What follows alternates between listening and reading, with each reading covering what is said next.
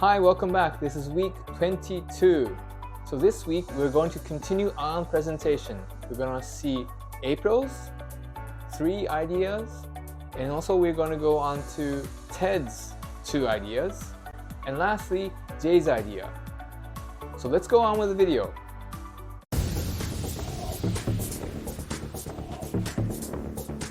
Hi, welcome back. Today is August 26th. It is the 22nd week since we started our project as a startup. It's 156 days since we started. So last week we did our first part 1 of our pitches. So this is part 2. For those who've missed that, please check our previous last week's video over here. If you're new to our channel, we produce videos every week to show our progress in our startup.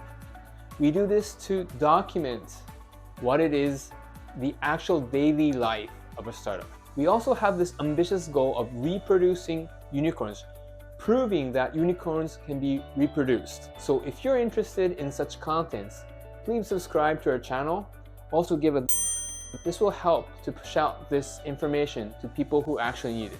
So thank you for helping us out. Okay, so let's go on to the pitches.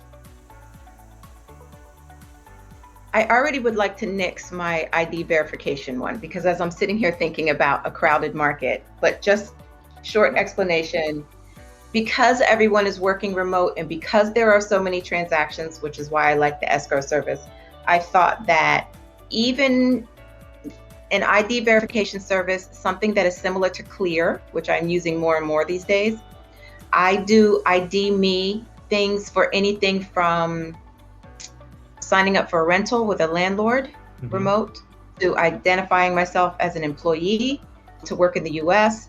And so I thought something like this kind of ID process could work with your marketplace, for instance, as maybe a micro SaaS, right? That the ID part of it, you like the user-friendly part of the marketplace that you wanted to upgrade, but the ID part of it is the most important part, which is the most important part in the escrow, right? It's the due diligence and the background check. And since there will be more and more remote workers and more remote transactions and business, I thought this kind of pre-clearing identity service would come in handy. Everything from my pre-check to the airport, I pre-check into a ball game in the United States. I don't know if you guys do that, but to get to a baseball game, I use my Clear to skip. Yeah, so I don't know if it's a crowded space. It's complicated probably with security, but that's my bad idea on my list. So that one for me is the bottom of my totem pole, but I do that kind of security space because it's so necessary, and uses will probably widen really immediately over the next years, because remote work, for instance, will probably stay. And for those of us that work in tech, for instance, security is especially essential in the spaces that we work in. Okay, so there's that. I already shot it down. Jay, I already shot it down for you. Thanks, appreciate that one. All right, so my other thing is, when I was thinking of business ideas, I was trying to think of things that I would potentially use and that I could test on myself. And so my managed care hub thing is a remote kind of central access for documents, for communication, for people that are caring for elder or family members. During pandemic, we were all really scattered and separated and isolated, trying to figure out how to care for people that didn't have access to tech or didn't know how to use it, etc. And so I thought it could be something that is useful for family members, immigrant family members who are trying to manage care across countries, those of us that are managing care across state lines, etc. And just have one centralized place for documents, a secured place for medical records, communication between caregivers, medical professionals, and family members, a place where you can sign and authorize things like power of attorney and have these things that are e-signed and uploaded immediately. If someone needed urgent care and I needed to have any kind of power of attorney, any kind of medical directives, or even do not resuscitate, those kind of forms, generally you would have to be present, but this way these things could be uploaded from a distance, etc. Are you proposing this would be interconnected with medical systems, so like a hospital would have access to this? Yes. Do you feel like it would be hard to convince a hospital to get involved in a project like this? Like they have to then support? But I have a really big passion for getting medical documents connected. It's just a thing that has to be done. And I don't know if there's a way. There's a company that I meant to look into called Patientory, and I think it is a blockchain situation for medical documents. And I thought something similar could work here without actually having to have a kind of a reciprocal in and out with a hospital, because you don't want to have access to their documents because of security and HIPAA laws, etc. But rather something that they can access to, but not necessarily that we access into them. I think I've talked about or explored the idea of blockchain medical records in the past as well. And Estonia. You did, and I was digging that, because blockchain is the space where we need to do a lot of things, transactions, documents, all of that, to get more efficient. I like that. I think I struggle with the ability to actually implement that, because you're overhauling an entire medical system that already is ripe for change, but not that kind of change.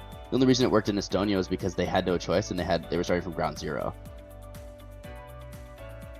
My last idea, in-text purchases. And Jay, I do not know how to execute such a thing, but I'd really like to see it happen. I would really like to see some kind of way products come in an SMS text message or WhatsApp, some kind of messaging, and without being linked to the website, just one click to check out. One click to check out would be tough in WhatsApp or SMS, but in WhatsApp, what you could do is a question, please enter your credit card number. Next question, please enter your CSV. Next question, please enter the expiry date. That could be done where you're having a conversation and you do it. Tap. WhatsApp doesn't have the support for that. SMS, this isn't an option altogether because SMS is not encrypted. Yes, I know what you mean. That's not the response I wanted, because I'd really like to see it happen, but that's my 3. WhatsApp, there is interesting ideas around WhatsApp, and I know WeChat does something similar where actually your WhatsApp allows you to do the payment itself. And Elon Musk has talked about this with X as well, allowing you to pay with the X wallet in the app. I think that's brilliant. I think we need it. So I think in India and a couple of other countries, WhatsApp has dabbled in the payment space. So it's enabled in India because it is powered by the UPI app. So UPI is this central payments service launched by the Indian government. I think it's called United Payments Interface. And what they did was they have the back end, and then other companies like Bharat Pay and Paytm and a few others have created applications which use that interface to actually transfer the money. So they offer the front end. Okay. And so I guess that's what WhatsApp has done as well, as they've tied into it. There is a way. It's just not that it's introduced in US or Canada, yeah. So this idea came to me. So first it started with the whole thing last week when we looked at construction and the amount of companies funded by Y Combinator, and I think it was something low like 3%. But it felt to me like construction is a real problem, housing is a real problem, and so it felt like there was opportunity in that space. I started by thinking on different areas, but then it ended up just becoming one giant idea. And I'm not saying we should go all out and try and execute all the different steps. We probably want to start, and I'd recommend starting at the front end, but obviously open to any input, and then continue to work through the process. The idea is basically you have an end-to-end platform for small businesses in trades, so things like constructing houses, renovations, plumbers, electricians, and other trade workers. The start of the process has to do with setting up the storefront, because a lot of them don't. Instead, they typically use WhatsApp or just their phones or things like that, advertise their services, and to get some sort of credibility, I think it'd be good to give them the ability to set up a storefront with just a few clicks as a starting point. Then anything to do with the commercial agreement, the sales documents, all of that is done. Maybe we just use DocuSign. There'll be work around communication, and we could leverage some of the research we had done before on texting and communication with our app. So it's easy to exchange messages between the customer and the service provider. Plus, for larger businesses, they might actually have multiple technicians or multiple personnel. So again, they can leverage this means of communication, and there's always this record there. Then I started thinking maybe there's opportunities in terms of project management, in terms of supply chain management. That is a bit specialized for the construction field. So maybe that's not something we tackle immediately. We'll look at in a later stage. I thought about a marketplace for contractors. I'm the project manager. I'm managing a house renovation. I'm going to need plumbers. I'm going to need floor specialists, painters, and all that good stuff. Maybe we could set up a marketplace with vetted people so that I can just look through the marketplace and I see the rates and I ask, make an offer to someone. It's up to the painter to accept or not. And then, of course, payments integration with accounting. And then warranty tracking. This is something I haven't really seen, but I thought that this is important, right? So you do a job for 50,000 and you make 10,000 in income on that after all the costs and everything has been deducted. But then something goes wrong, like paint starts peeling or the floor cracks, and then you have to go back and replace it. That should hit your original 10,000 of income. And I don't think there's a way to track this at the SMB level. I thought that might be something worth adding. I'll take a pause there. Hit me. I think the first thing you mentioned, the front end side of it, we did some customer discovery with folks doing window and door installations, and we found that they didn't operate on websites at all. Like, we were trying to offer them websites, and they said absolutely not. Like, why? I know people. That's all I need, kind of thing. So I thought that was quite interesting. But the WhatsApp like communication is very interesting to me. I also think there's a lot of these problems too that I agree these are potential issues. I would love to sit down and talk to some of these guys who are doing this actively. I was talking to somebody about this idea as well, and one of the thoughts that they had, their parents did a renovation on the house. The plumber redid all the plumbing in the house. It cost them 30 grand. A year later, the plumber still hasn't billed them. And it's just admin side of it, where having something that automatically, on your way back from the job, you open your app, you hit a check mark that says done, and then the app does all of this. Hey, this is your invoice. Then the other one that, what about folks who are hairdressers? If you're an independent hairdresser, you'll rent a chair from a salon, and you'll do that. You still have your own tax. There's a lot of admin around that. Do you bill? What happens if the credit cards decline? How do you go out and rebill the customer? What do you do to pay tax? What do you do to pay sales tax? Like, how do you handle all this communication? I see there is space here, really good horizontal integration or horizontal expansion of this idea, right? You sit down and you provide a tool that allows contractors to bill their client automatically. That space is reusable across lots of industries that I see are struggling with it now. The question is, do those folks see it? What can we charge them? And would it actually provide any value to them? But I know that you had one more concept, Ketan. Yeah. Okay. So this was, I think it's a pretty stupid idea, actually, because what I started off as 3 ideas just merged into one. I was like, I got to think of something else. It's in the construction field, because I keep hearing there's a lot of illegal construction, and a lot of times people will build something without a permit. So I thought about, can we use drone and satellite imagery to audit neighborhoods for that? But I'm probably going to shoot this idea down just because I think this is a legal minefield. We're going up against all sorts of potential issues to do with privacy. Unless someone here thinks this is the best idea ever, we should just stop. Drones, no drones. I go, no drones. Now, satellite imagery to look for deviations or changes in the satellite actually could be pretty cool. I think there's definitely ways of automating that, so you get basically tagged every time your satellite image is changing around neighborhoods, and then go and investigate. But who would pay for it? Government, because then they can go and find the people. They are notoriously cheap in the U.S. I don't know if they would pay for that or not. It would be cities, because then it could be a potential source of revenue for them. Yeah. I think it does help. You're not saying, hey, this is an expense that you're going to have to do. You're saying, no, this is a revenue generating purchase. Yeah. As one of the many people who would be punished or taken, I would be the one providing the revenue to the government because of that. Hesitant, but I think it does solve the problem.